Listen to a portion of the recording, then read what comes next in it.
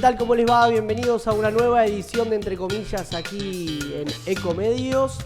Hoy vamos a hablar de un tema que hace a la coyuntura, obviamente, de la República Argentina, pero también estaremos analizando un poco de historia y de la vida de la política de nuestro país. Para eso hemos invitado a un politólogo, él es Lucas Romero, es obviamente politólogo y director de Sinopsis Consultores. Lucas, ¿cómo te va? Bien, muy bien, gracias por la invitación. Por favor, gracias por aceptar la entrevista. ¿Qué momento atraviesa la política argentina hoy por hoy? Hay una crisis institucional grande, la representación de los partidos cae. ¿En qué momento estamos en la política nacional? En un momento complicado, particularmente por una coyuntura muy inédita del proceso político argentino, que es lo que nos ha dejado la primaria, ¿no? En términos generales, el contexto institucional del sistema político argentino viene acarreando algunas dificultades después de la crisis del 2001 y la implosión del sistema de partidos. Eso lógicamente tiene una repercusión en el normal funcionamiento del proceso político. Si uno mira la historia reciente de la política argentina desde el 83 a la actualidad, hasta el 99 teníamos un formato con ciertas características bipartidistas, hasta el 89 peronismo-radicalismo, después el radicalismo se reconstruye con la alianza, pero teníamos un formato de competencia de dos partidos. La crisis del 2001 hace implosionar el sistema de partidos y a partir de allí tenemos un debilitamiento de las identidades partidarias, la gente no se siente identificado con los partidos políticos, empieza a perder un poco ese sentimiento de pertenencia. Esto ciertamente modifica la naturaleza de la representación política. Natalio Botana está haciendo algunos aportes interesantes al respecto. Dice, pareciera ser que hoy lo que ordena a la gente desde el punto de vista de sus preferencias político-electorales son los conflictos dominantes, ¿no? ¿Qué conflicto domina el debate público coyuntural? Y en ese contexto aparecen, los personalismos, ¿no? Los espacios políticos en competencia se organizan en derredor de figuras que emergen sobre la base de cierto potencial electoral y que esos espacios en parte dependen de que ese actor que centraliza el espacio conserve esa potencialidad. Claro. Hago toda esta introducción para ir puntualmente a esta coyuntura que atravesamos estos días con un escenario inédito porque tuvimos unas elecciones primarias que produjeron un hecho político y ese hecho político fue en algún punto la selección de un nuevo gobierno a partir del 10 de diciembre.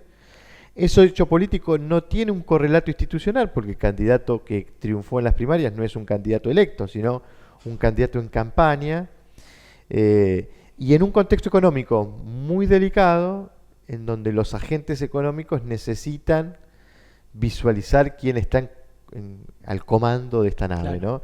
Y la primaria le produjo una información que no se condice con el proceso institucional, que quien ejerce el poder y tiene la lapicera, Mauricio Macri, no tiene el poder y el mercado se preocupa más por lo que dice Alberto Fernández, que es un simple candidato. Claro. Un escenario inédito. Y en ese sentido, ¿crees que las PASO le hicieron daño a la coyuntura política argentina?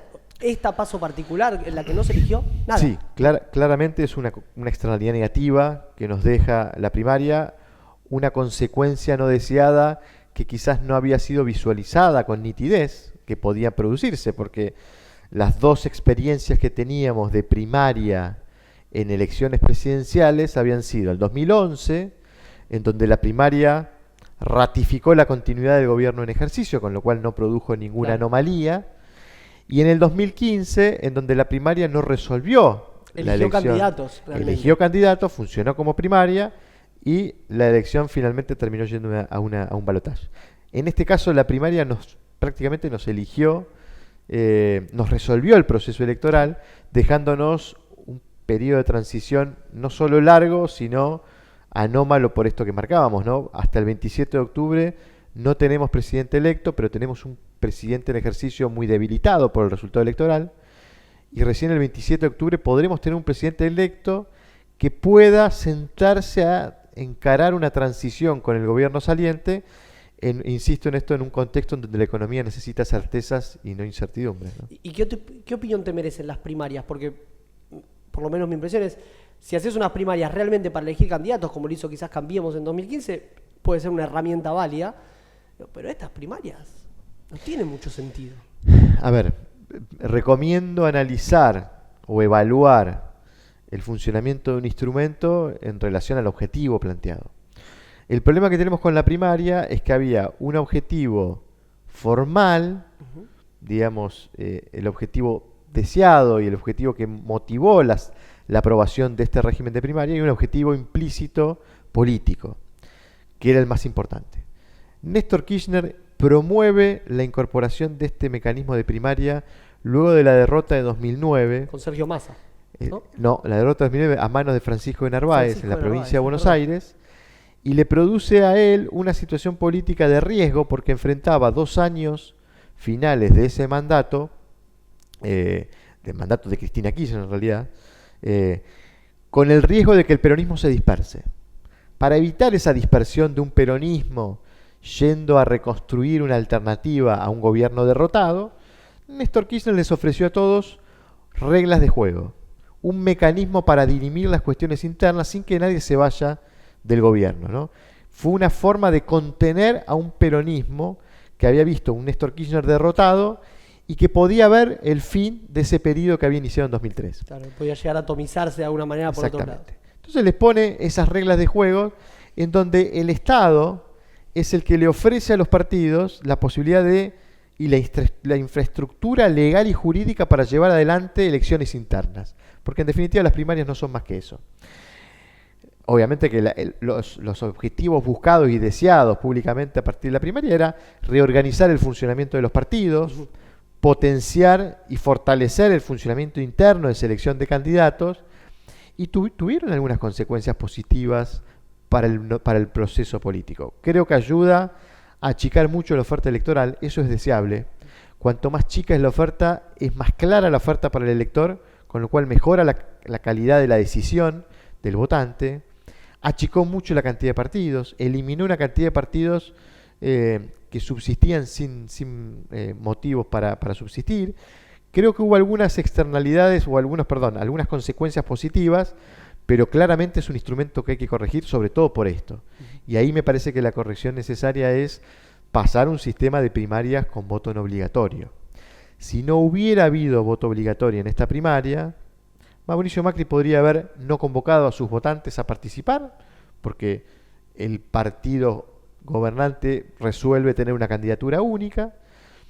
Los partidos que hubieran tenido que encarar competencia interna hubieran sí convocado a los votantes, hubieran ido sus votantes a elegir el candidato que más prefieren, y eso no hubiera producido un resultado electoral que tenga esta consecuencia política. Habrá que ver si se puede avanzar una reforma de este tipo con un voto no obligatorio para primaria para resolver esta externalidad negativa, ¿no? ¿Tuvo algún asidero las denuncias de fraude por algunos sectores del oficialismo o era cotillón electoral, digamos? Si entendemos por fraude como un proceso irregular de intervención interesada en el proceso electoral que modificara el resultado, no. Bien. ¿Que pudiera haber habido irregularidades? Probablemente, porque este sistema tan particular de boleta partidaria que utilizamos para elegir es un sistema que requiere mucha fiscalización. Claro. Y el partido que no puede fiscalizar cada una de las mesas del comicio probablemente enfrente las dificultades de que pueda haber irregularidades. Ahora, no hay elementos para sospechar que pudiera haber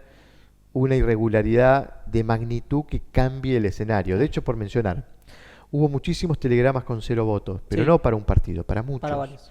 Si nos concentramos en los 3 principales partidos, el Consenso Federal tuvo más o menos 4.000 y pico de telegramas, 4.050 o 4.060 de telegramas con 0 votos. El Frente Juntos por el Cambio tuvo 2.900 y el Frente de Todos tuvo 2.700. Estoy redondeando. La misma cantidad más o menos.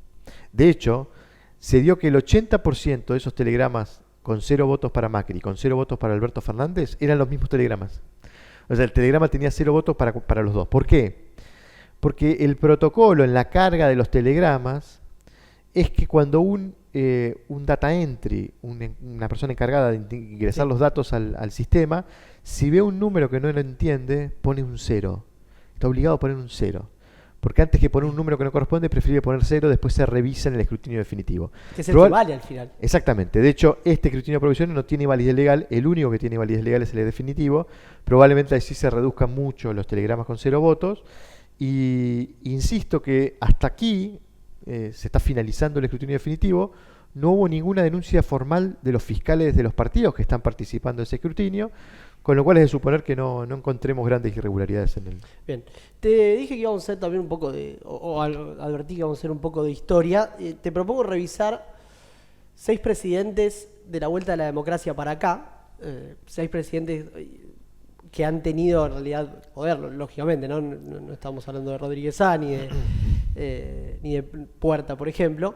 Y te propongo que me digas o el ranking para vos de mejor a peor, o si querés, algo positivo y algo negativo que haya dejado cada uno de estos presidentes a la historia o a la democracia argentina. Ahí los vamos a tener en pantalla. Tenemos Mauricio Macri, lógicamente, Néstor y Cristina Kirchner, unificados por una cuestión de que han sido quizás en sí mismos han dejado como legado el kirchnerismo, si se quiere, Eduardo Duhalde, Fernando de la Rúa, Raúl Alfonsín y obviamente Carlos Saúl. Sí. Ahí los tenemos en pantalla, ahí está. Bueno, hago una introducción para definir el marco conceptual a partir del cual pienso este Bien. juego, ¿no? Porque me parece que uno puede analizar las presidencias en función de las transformaciones que lograron, claro, en cualquier ámbito del que se trate. Pero también creo que más allá de las transformaciones es justo y necesario para hacer una evaluación de este tipo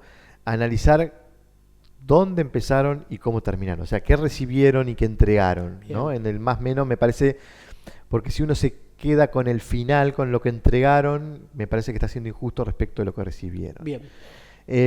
A ver, yo me inclinaría a pensar que respetaría el orden en el que están, ¿no? Claramente la presidencia más importante es la presidencia que logró lo que se conoce como la consolidación normativa de la democracia. Raúl Alfonsín. Exactamente. Se habla de consolidación normativa, es esa, es ese consenso general en la sociedad de que este es el régimen político institucional que deseamos, que queremos tener. Resistió embates, Alfonsín, y tuvo un desafío enorme en lograr esa consolidación normativa, porque durante su presidencia también tuvo amenazas e intentos de retroceso, luego de un periodo muy negro, muy oscuro de la historia política argentina, con lo cual lo pongo en primer lugar. Yo me inclinaría a pensar, y un poco también en esto de qué recibieron y qué entregaron, que el rol de Duhalde fue un rol muy destacado para un momento muy particular de la política histórica argentina reciente, porque el desafío de gobernabilidad era muy importante en ese diciembre de 2001, enero de 2002, cuando él asume la presidencia. Me parece que tuvo las condiciones para reconstruir las condiciones de gobernabilidad, valga la redundancia, y poder encarar un proceso de mejoramiento de la situación económica. No nos olvidemos que la economía empieza a crecer en la Argentina a partir del tercer trimestre del 2002, o sea que tercer trimestre del 2002, el cuarto trimestre del 2002, primer trimestre del 2003 y podríamos decir parte del cuarto trimestre de 2004, cuando asume Néstor Kirchner la presidencia. Teníamos 4 trimestres de crecimiento de la economía, un crecimiento digamos sobre la base de pilares muy fuertes como eran los superávit gemelos. Creo que eso lo logró Eduardo Duhalde junto a Roberto Lavagna. Duhalde, aparte, se habla mucho del tema de que Néstor Kirchner recibió quizás un 50% de pobreza, que en realidad el que la recibió fue Duhalde en ese contexto. Exactamente. Por eso entonces digo, si empezamos a analizar lo que uno recibe y lo que uno entrega, probablemente encontremos muchas virtudes en ese gobierno corto, de un gobierno que además se comprometió a asumir la presidencia sin buscar una reelección, cumplió. Me parece que en ese sentido valoro mucho. Y, perdón, el tema de Costecchi y Santillán, ¿crees que fue lo que lo condicionó finalmente a Duhalde para no presentarse? ¿O crees que él de todas maneras no se iba a presentar? Había un clima social muy delicado. Me parece que eso le puso mucha atención a un proceso político que estaba en vísperas de reconstruir la autoridad política institucional. Y eso quizás aceleró los pasos para que volviéramos a tener un presidente con legitimidad popular a la hora de ser elegido. Entonces creo que eso... después yo distinguiría el gobierno de Néstor Kirchner y el gobierno de Cristina Kirchner. Me parece que... Los pusimos juntos para hacerte trampa Sí. y poner 7 y no sé, pero sí, claramente se puede. Yo creo que la primera etapa de Kirchner fue una etapa en donde creo que terminó de reconstruir la autoridad institucional, la autoridad política, se terminaron de reconstruir las instituciones en algún punto luego de esa crisis del 2001 de tal magnitud que sufrimos en la Argentina. Creo que fue un gobierno que respetó las bases del crecimiento económico, que apuntaba a ser un crecimiento genuino sobre las bases sólidas de superávit gemelos, tanto superávit fiscal como superávit comercial. Me parece que esa primera etapa fue una etapa muy virtuosa. Interrumpiría esa etapa en 2007. Creo que el proceso posterior no fue un proceso bueno. Visto en lo que se recibe y lo que se entrega, fue un proceso deficiente porque se recibe a un gobierno con una economía creciendo, con superávit gemelos, con bases sólidas, sin una inflación elevada, y la verdad es que lo que se entrega es un gobierno con déficit gemelos, con inflación elevada, con un desacomodamiento de los precios relativos que creo que fue lo que generó esa famosa herencia que tuvo que administrar este gobierno de Mauricio Macri, al que me cuesta encontrarle virtudes. Digamos, soy contemplativo respecto de lo que recibió. Algunas cuestiones terminaron de corregir, pero con altos costos. Posiblemente el nivel de endeudamiento haya sido el único canal posible para intentar corregir todos los desequilibrios que tenía la economía, pero los resultados no fueron Los positivos, los claro. esperados, y creo que seguimos teniendo una economía con muchas dificultades luego de un proceso en donde hubo un alto nivel de endeudamiento, con lo cual lo vincularía con este proceso de final de gobierno kirchnerista. Creo que tenemos 8 años de una situación en la que la Argentina no encuentra la famosa estanflación, ¿no?, que plantea, sí, Melconian. Creo que pondría a Menem y De la Rúa, al mismo nivel, como casi. gobiernos que no dejaron muchas cosas positivas.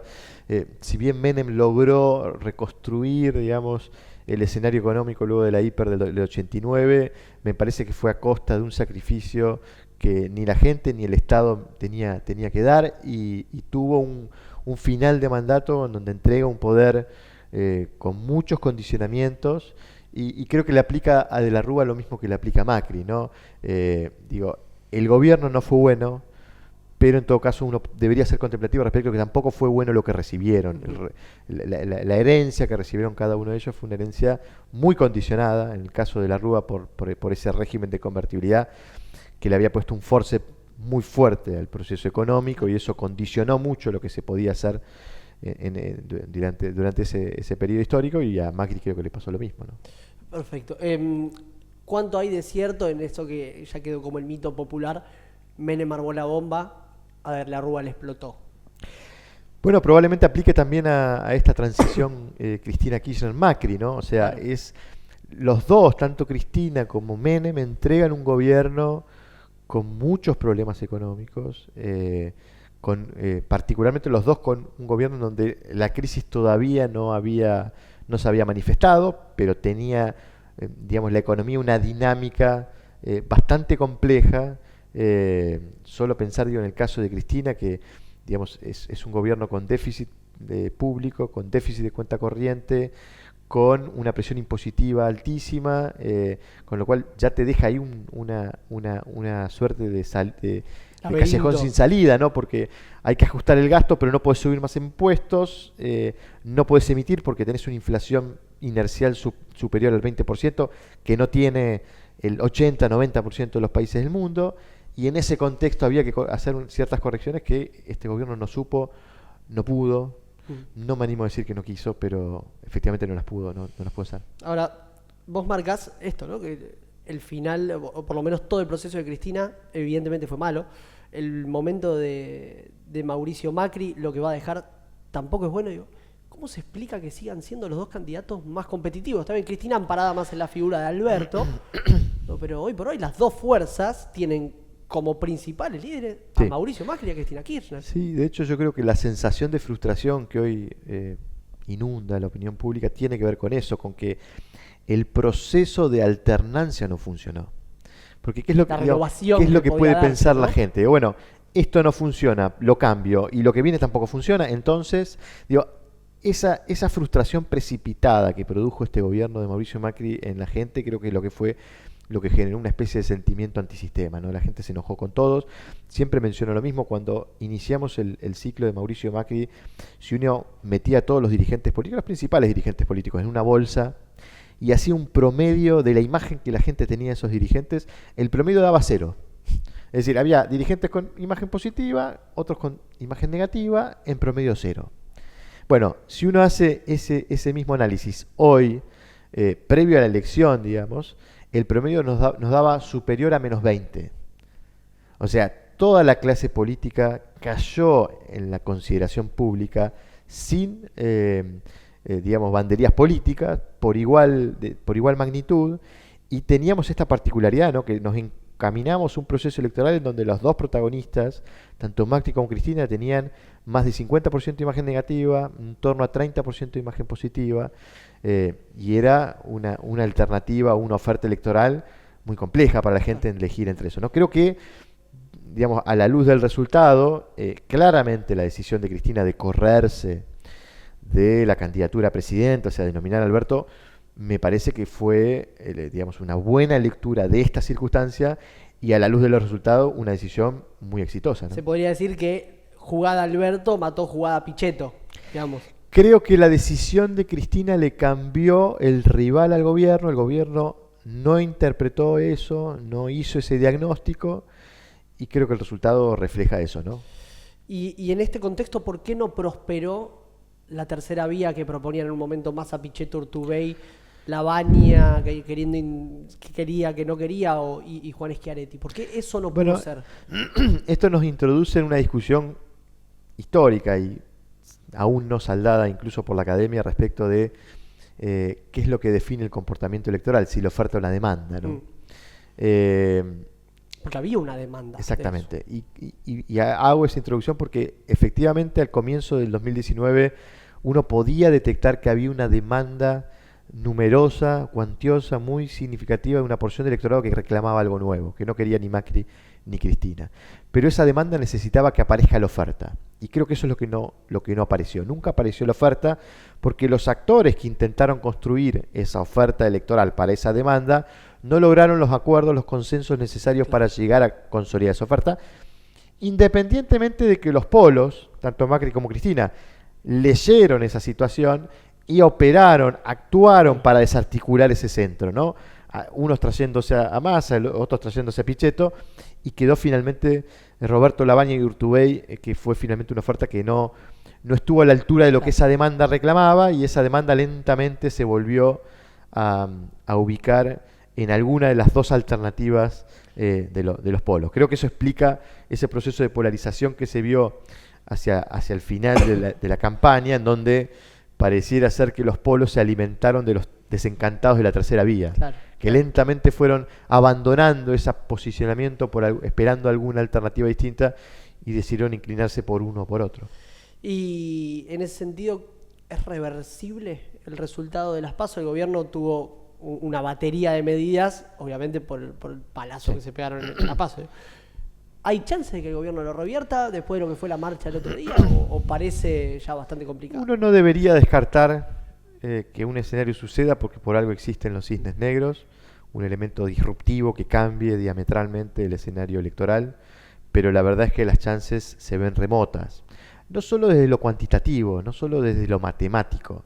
Cuando uno mira la diferencia y el solo hecho de pensar que si Mauricio Macri lograra un acuerdo, supónganse con Roberto Labaña, con Esper, con Gómez Centurión, le dice: declinen su candidatura, juntémonos todos para evitar el regreso del kirchnerismo al poder, ni aún así, juntando todos esos votos, en una hipótesis muy inverosímil, porque además buena parte de los votantes de Labaña probablemente sean voto más opositor que oficialista, ni aún así el gobierno logra descontar la diferencia. Pero necesita que Alberto pierda puntos. Exactamente, pero si no más allá de lo matemático, yo me detengo en lo cualitativo, o sea, en lo que el resultado produjo en el escenario, que creo que es lo que definitivamente lo termina casi de sacar de juego el gobierno. ¿Por qué? Porque hubo un impacto político, ¿no? una coalición gobernante que se deteriora, empiezan a aparecer divisiones, fracturas, pase de factura, enojos, empieza un debilitamiento de esa coalición de gobierno. Como contrapartida, un frente opositor que se consolida, se solidifica, se alinean todos los actores detrás de la candidatura de quien pudiera ser eventualmente el presidente. Impacto económico, lo que vivimos el día después de la elección, con un dólar que aumentó más de 20%, eso produce impacto en inflación, en términos de poder adquisitivo. Probablemente vayamos a votar el 27 de octubre en una economía aún más deteriorada de la que teníamos el 11 de agosto. Y finalmente el impacto simbólico, ¿no? El efecto que tiene los triunfos para el que gana y las derrotas para el que pierde. Dice el Jorge Asís recurrentemente, recuerda esta frase del Tati Bernet, ese antiguo gobernador de Santa Fe, que dice: lo grave no es perder, el problema es la cara de boludo que te queda. Lo que esa frase transmite es que hay un impacto simbólico. Claro. Probablemente alguna porción del electorado, difícil saber cuánto, después del 11 de agosto ve a Alberto Fernández un poquitito más alto, un poquitito más atractivo, un poquitito más simpático, más inteligente, y todo lo contrario suceda con Macri. Entonces, el efecto simbólico que tiene el resultado, probablemente, que es lo que se denomina el efecto carro del vencedor, tenga también algún impacto en la dinámica electoral, y no hay que descartar que incluso la diferencia se pueda estirar en octubre, ¿no? Insisto, las posibilidades no son cero para el gobierno, pero realmente son muy pocas. Hemos estudiado tu cuenta de Twitter, te hemos revisado un poco la cuenta de Twitter. ¿Sos activo? ¿Te gusta las redes? ¿Cómo te llevas con eso? No tanto como otros que veo. Veo mucha gente muy activa en las redes. Habitualmente cuando tengo algún tiempo muerto y se me ocurre algo interesante para aportar, aporto. Siento muchas veces que las redes tienen un nivel de confrontación que la verdad me invitan a irme, pero en la medida en que puedo y se me ocurre que tengo algo para aportar, aporto y la uso sí para información. @Lucas Romero, sin la S, sí. Para quienes quieran seguir a Lucas Romero, @Lucas Romero es su cuenta de Twitter, obviamente su presentación, politólogo, director de Sinopsis Consultores. ¿Solo Twitter o te llevas con Instagram, con Snapchat o con alguna? Solo Twitter. Digo, entiendo que la combinación de información y de relacionamiento con gente que a lo mejor está atenta a las cuestiones que me interesan, me llevan a Twitter. No soy un hombre de imagen, con lo cual no termino de engancharme con Instagram. Y Facebook, veo una red quizás más para compartir la vida privada, que eso realmente sí no me interesa. Bien, hacemos un pequeño corte, si te parece, y sí, ya continuamos. Dale, vamos a una pequeña pausa y seguimos, dale.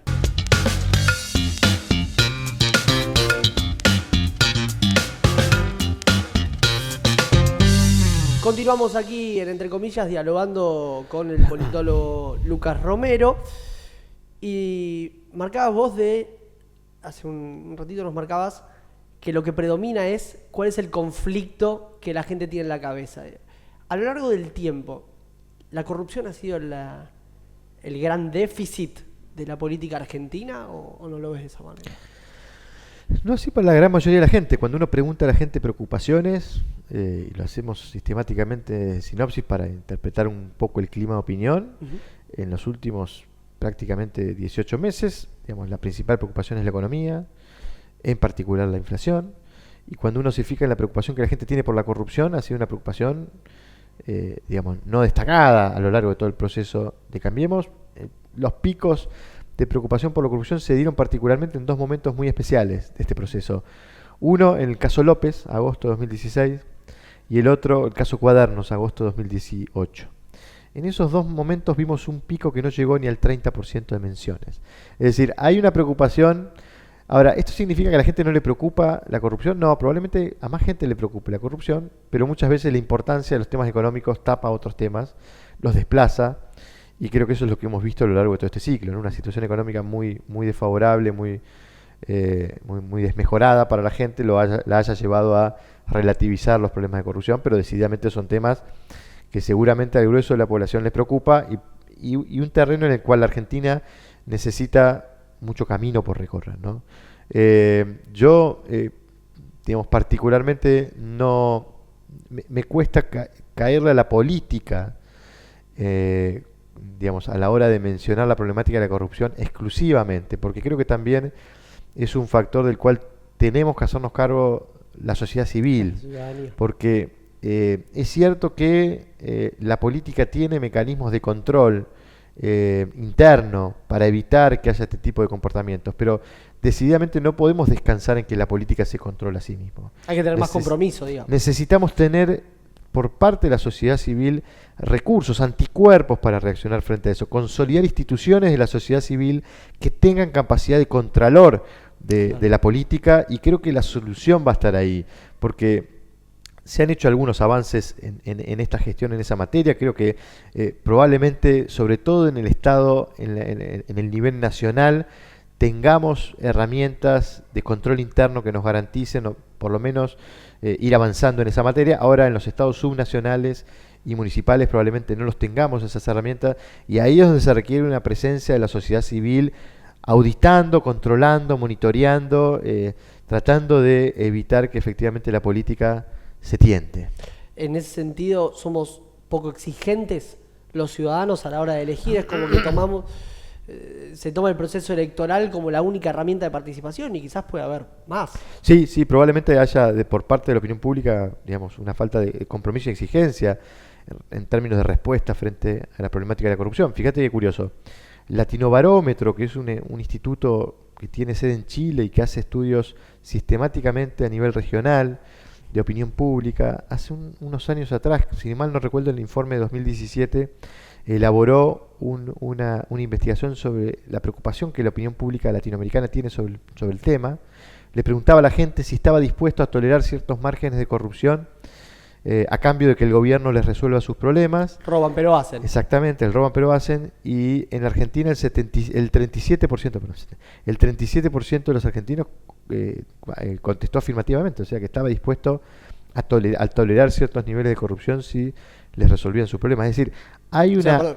4 de cada 10 argentinos tolerarían hechos de corrupción si hay una alta tolerancia por parte de la opinión pública a estos temas, que no colaboran con que la política haga el esfuerzo de mejorar los instrumentos de contralor, de auditoría, y que además, digamos, tenga esto como correlato la aparición de, insisto, anticuerpos de la sociedad civil para controlarse.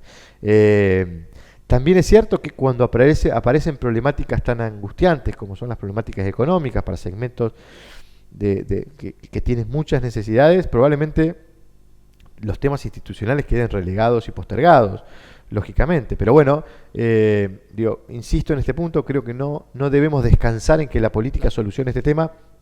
Recomiendo que la sociedad civil también asuma algún grado de responsabilidad. ¿Y qué tan lejos ves el hecho de que Argentina de una vez por todas pueda generar políticas de Estado? Bueno, quizás tenga que ver con la naturaleza del proceso político, con las dificultades que tenemos en este proceso político, con un sistema de partidos completamente descompuestos, ¿no? Creo que, tiendo a tener un enfoque institucionalista para analizar este tipo de procesos, y le caería un poco a la necesidad de consolidar las instituciones del proceso democrático argentino, consolidar los partidos políticos, y en la medida en que consolidemos esas instituciones podemos empezar a encontrar instancias en las que se puedan lograr consensos básicos. Decididamente el riesgo político que sufre la Argentina, como sufren países de la región, tiene que ver con que la política transcurre sin consensos básicos que garanticen cierta estabilidad en el rumbo, ¿no? Uno se va a los países más desarrollados y probablemente la alternancia en el poder no ofrezca riesgos en términos de desviación del rumbo general de situación general de la cosa. Cuando tenemos falta de acuerdos y consensos básicos y la alternancia produce esta incertidumbre respecto de un rumbo más o menos certero hacia dónde va el país, produce estas consecuencias económicas que estamos viendo en este proceso electoral. Claro. Creo que es evidente la falta de acuerdos básicos y esenciales sobre las cuales discutir después los matices, y esto lógicamente no contribuye a que tengamos un proceso económico que no se desmadre, que no se desborde, ¿no? ¿Y qué responsabilidad tiene hoy en este momento Macri de ese control?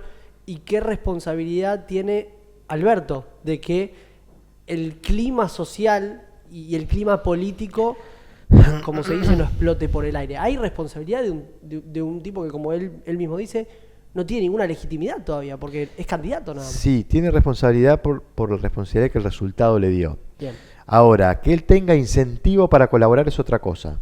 Y acá es donde digo, ahí me inclino a abordar la problemática desde el punto de vista de los incentivos. Claramente estamos en un juego de 3 actores, y pongo 3 actores, digamos, Macri, Alberto Fernández y el Fondo Monetario. Bien podría ser el mercado, y el mercado bien entendido, es decir, el conjunto de agentes económicos que le está reclamando a la política certezas.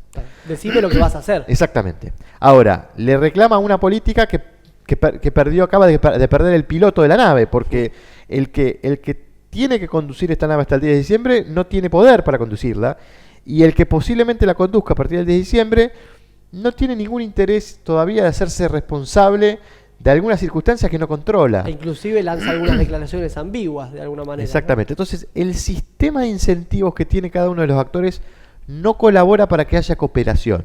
Y eso hace que estemos en un equilibrio inestable. De hecho, fíjate que en un punto en donde hubo coincidencia de intereses, es decir, el sistema de incentivos colaboró para que haya acuerdos, que fue en fijar un parámetro para el tipo de cambio, esta famosa frase de Alberto Fernández, el dólar a 60 está bien, claro, y que logró calmar un poco el mercado cambiario. Bueno, fue un punto de encuentro de intereses, porque el gobierno necesitaba que Alberto Fernández diera una referencia al respecto, y Alberto Fernández necesitaba dar una referencia para que el gobierno no dilapide más reservas, ¿no? En esa conveniencia mutua hubo acuerdo. bien. Bueno, lo ideal sería que ciertos consensos básicos estuvieran fuera de la discusión política y no sometidos al sistema de incentivos. Esperemos que un proceso de normalización económica pueda sentar las bases para consensos básicos. Tenemos la última sección antes de finalizar con las preguntas finales. Te vamos a sacar completamente de la política porque te queremos conocer como persona, y acá llevamos la grieta.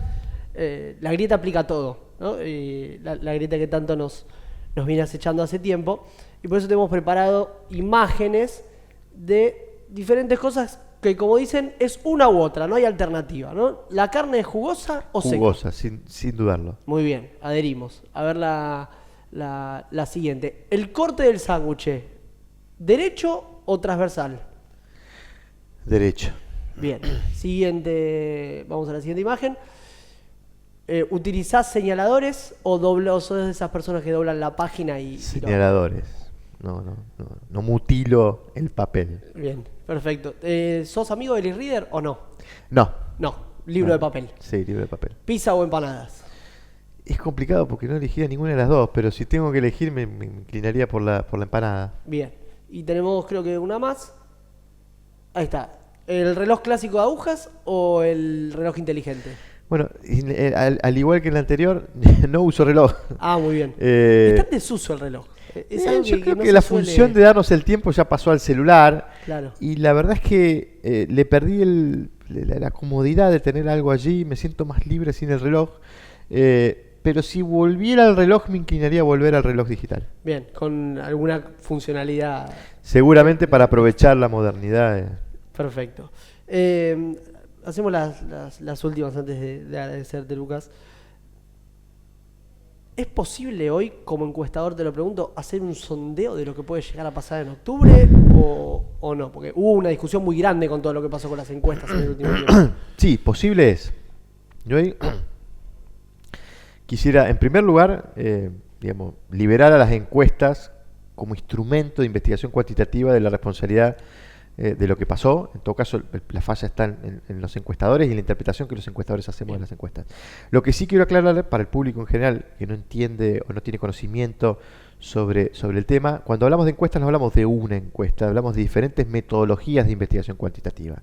Y cada metodología tiene diferente capacidad predictiva, tiene diferente fortaleza metodológica. Claramente las metodologías presenciales son las metodologías con mejor capacidad predictiva, y seguramente a la hora de hacer una investigación de este tipo, la recomendación sería hacer encuestas presenciales. Bien. El problema es que hacer una encuesta presencial electoral a nivel nacional tiene un costo muy elevado, y hasta muchas dificultades de implementación que no vienen los motivos al caso. Pero en todo caso, eso fue lo que nos lleva habitualmente a quienes tratamos de tener un parámetro, un termómetro, indicador de qué es lo que está pasando en términos de opinión pública, utilicemos otras metodologías que son las que efectivamente fallaron en este relevamiento.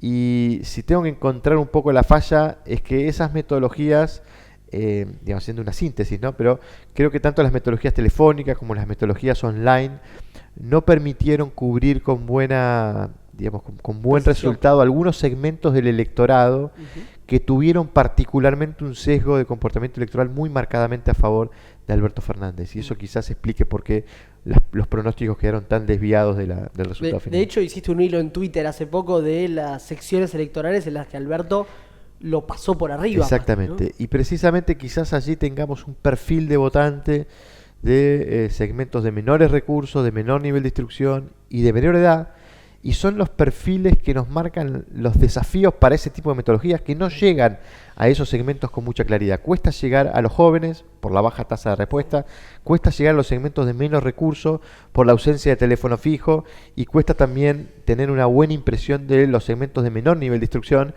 Esos factores quizás expliquen por qué los resultados no estuvieron en línea con la realidad. Bien, hablábamos de Alberto y de cómo debe manejarse. Alberto está medio en un limbo, ¿no? Porque quizás cuando tuvo que hablar, si se quiere, para la tribuna, en el acto después de ganar las PASO, dijo, no vamos a pagarle el IC. Pero después, cuando se juntó y tuvo que hablar con dueños de bancos y demás, dijo, bueno, vamos a buscar una salida buena para todos. Alberto está en ese limbo que quizás a algunos tenga que decirle una cosa, a otros tenga que decir de otra, y eso genere la incertidumbre de que no se sabe qué es lo que puede llegar a ser. Sí, claro, porque Alberto Fernández está enfrentando un proceso electoral y lo que quiere es que el proceso electoral termine, y de ninguna manera él puede empezar, digamos, a asumir responsabilidad de gobierno en este contexto. Entonces, creo que, insisto, lo que estamos viendo es la consecuencia natural de una situación inédita en donde los actores no tienen incentivos para cooperar, planteado como está planteada la situación.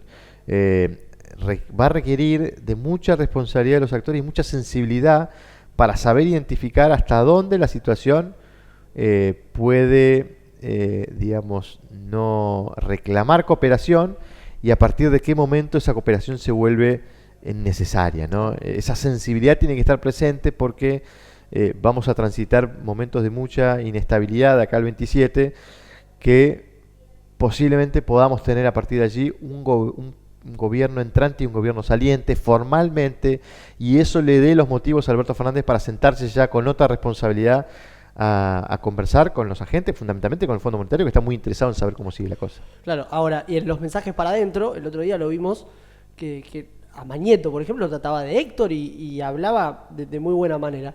¿Ese es un mensaje para adentro también para decir este ciclo de pelea está terminado? ¿O le puede traer algún problema futuro? En todo caso, más que para adentro, para afuera, porque él va a un ámbito de un medio que ha sido muy crítico de la última etapa del kirchnerismo, y ha tenido cuestionamientos en esta campaña en relación a Cristina, con lo cual le está hablando a un público que probablemente no sea un público que simpatice con él. Me parece que lo que Alberto está tratando de hacer es de consolidar este triunfo, tratando de seducir a ese electorado que aún no decidió acompañarlo, mostrando un perfil muy moderado y una seguramente deseable intención de superar este nivel de confrontación que hemos tenido en la Argentina a propósito de la grieta. Entonces me parece previsible lo que está haciendo, y creo que uno debería además empezar a interpretar a partir de lo que pudiera pasar luego del 10 de diciembre, que pudiéramos ver allí también por parte de Alberto Fernández un intento de empezar a ganar cierta autonomía y cierta independencia respecto de quién ha sido el socio de esta nueva sociedad política que representa el Frente de Todos, que aportó el mayor capital accionario de la sociedad, que fue Cristina Kirchner. Entonces, creo que puso la plata en la sociedad. Exactamente, que puso los recursos para que esa sociedad prospere fue efectivamente Cristina, que fue quien puso la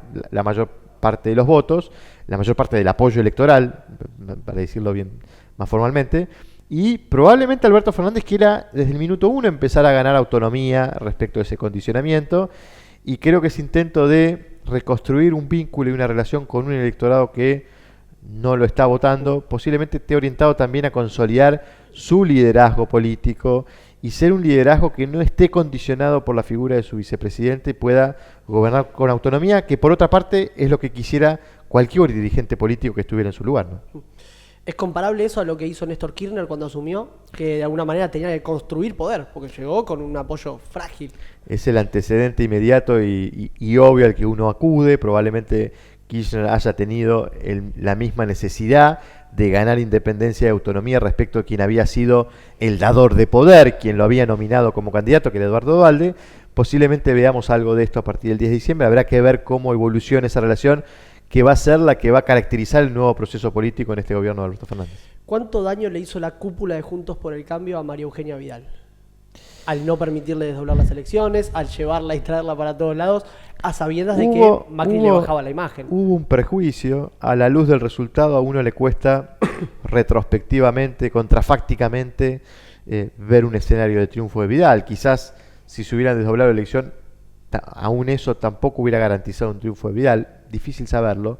Lo que queda claro que a Vidal lo que la perjudicó fue el proceso político-económico. Claro. Y en algún punto ella forma parte de este espacio político. Digo, uno no puede desentenderse de las malas y solamente hacerse cargo de las buenas. Creo que el resultado en la provincia de Buenos Aires es un resultado que se explica por lo económico. Si hay un lugar del país que fue castigado por este proceso económico recesivo, ese lugar fue el conurbano. Allí Alberto Fernández le sacó más de 30 puntos a Mauricio Macri. Casi la mitad de la diferencia que Alberto Fernández le saca a Macri a nivel nacional se explica por la diferencia que le saca en el conurbano. Entonces, era un contexto en el que difícilmente Vidal se puede abstraer, claro, más allá de desdoblamiento sí, desdoblamiento no, diferencia sí o diferencia no con Mauricio Macri.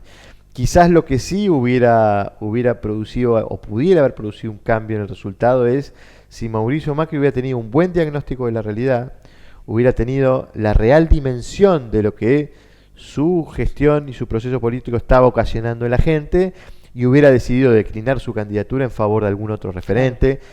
Pudiera haber sido la gobernadora María Eugenia Vidal. No sé si eso hubiera cambiado el resultado, pero posiblemente capaz que hubiera presentado un escenario distinto a este de derrota tan amplia que vimos el 11 de agosto. Y ahora sí, las últimas dos. Horacio Rodríguez Larreta se perfila como el nuevo líder opositor en caso de que esto se confirme, porque sería el único ganador de lo que hoy es gobierno. Dependerá mucho del resultado en la Ciudad de Buenos Aires, al que no lo doy por cerrado. No estoy diciendo que lo más probable es que pierda, todo lo contrario, pero es un resultado que habrá que esperarlo. El problema que yo veo ahí en el futuro político de Larreta va a tener un desafío enorme si decide reelegir, si logra reelegir, que es que vuelve a gobernar con un color político diferente a nivel nacional, en dificultades económicas que afectan a todo el país, también a la Ciudad de Buenos Aires. El tema es si Horacio Rodríguez de Larreta tiene las condiciones políticas para construir un liderazgo que le permita liderar a la oposición desde su lugar como jefe de gobierno de la ciudad, y la respuesta es quisiera verlo.